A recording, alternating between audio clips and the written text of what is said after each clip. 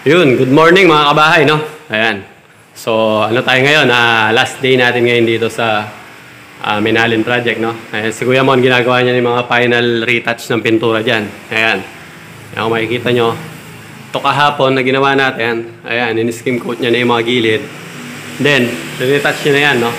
Binuot namin kanina tong, rep. Then tayo, ito, naka-ready na yung mga bathroom fixtures dito. Ayan. Yan ang gagawin natin ngayon. Nire-ready na natin. Ito yung planche natin. Ayan po. Pasensya na nga pala kayo.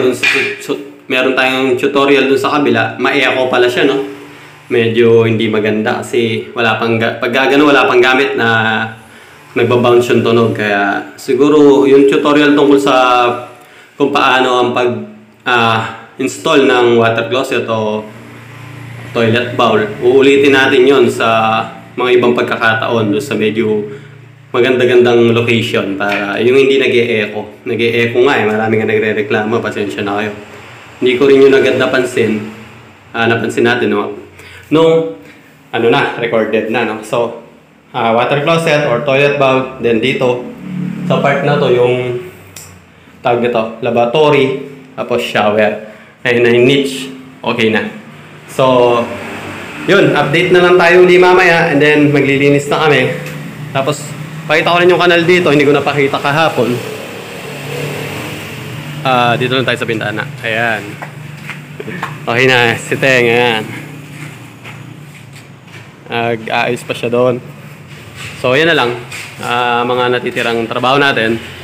So, yun, start na tayo para maaga tayo matapos, no? Pakita ko sa inyo uli mamaya.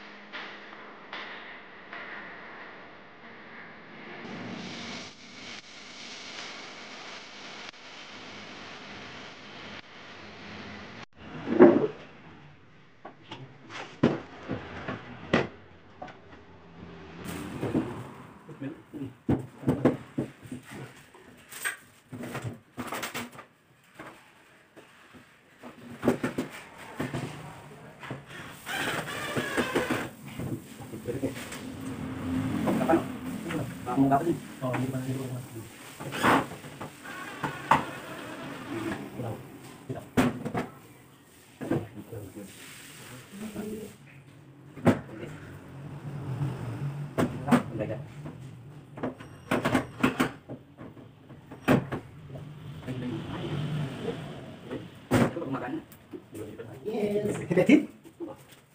Yung lagay pinamit ko tambol. Tingnan naman. Sobrang haba ako. Tutuling ko pa. Hindi, tiklop mo na lang noon, kahit mo. Tiklop ko na lang. Oo, tiklop mo. Ba't ito lang kailangan? Ay, kaya oo nga, no? Pag hinila mo pala, sobrang. Dahil ito. Grabe siya. Ay, wala siya.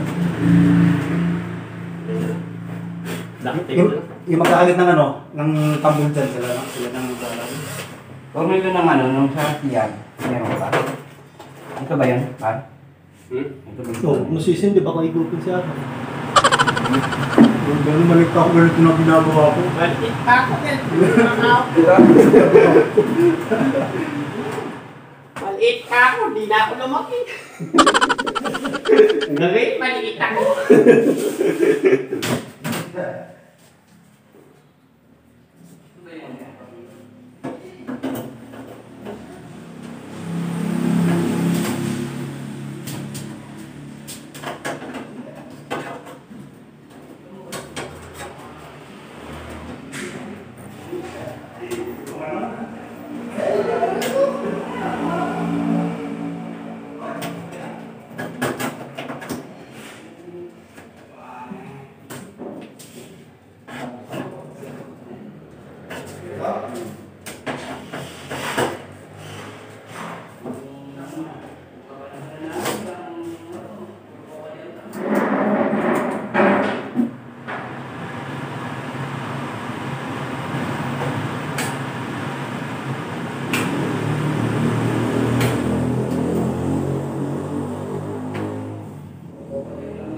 Ayos. So, yun. Tapos na tayo dito sa Minalin Project, mga kabahay, no?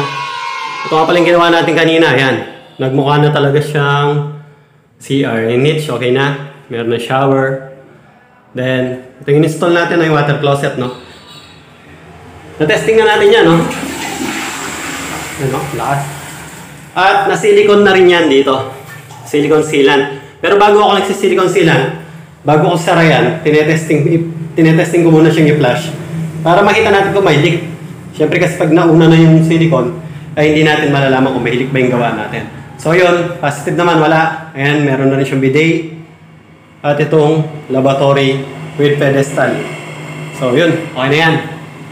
Ayan. Nagpa-regrout din tayo uli, no? Kasi nadumihan eh. Kahit ito, pina-regrout natin to. Green out natin uli, kaya makikita nyo, malinis at pulido. Ano si Pet Malu? Uwing-uwi na siya. Shoutout nga pala kay Mama sa mga kayo, sir. Napakagalit ng trabaho. Maraming salamat po. Yun. Gusto yung itik, sir. Yun, tama. Shoutout kila Ma'am Grace at Sir Tio. Napakabait po nila. No? Wala kaming naging problema dito. Kahit na sa ano pa mang bagay. Maayos silang kausap. Kaya saludo po tayo sa kanila. Sana all. Marami na tayo naging experience sa mga trabaho, no? Meron pang mga gumawa ng hindi maganda sa atin, pero tayo never natin yung gagawin. Kaya nagpapasalamat tayo pagka nakakamit tayo ng mga ganong client na walang nagiging aberya, lahat ng bagay na pag-uusapan. So yung mga tao na tinutukoy ko, alam ko yung iba nanonood sa akin, yun, anong bang pwede ko sabihin sa inyo? God bless na lang sa inyo. Kaya eto naman, niregrout din yan, kaya kita nyo, parang bago uli. Siyempre, bago natin iwan yung project, titiyakin muna natin na malinis at saka maayos. Hindi na natin kailangan hintayin na sabihin pa yun. Tayo mismo, tinignan natin kung ano yung mga kakulangan dito at ginawa na natin ang paraan. Yun.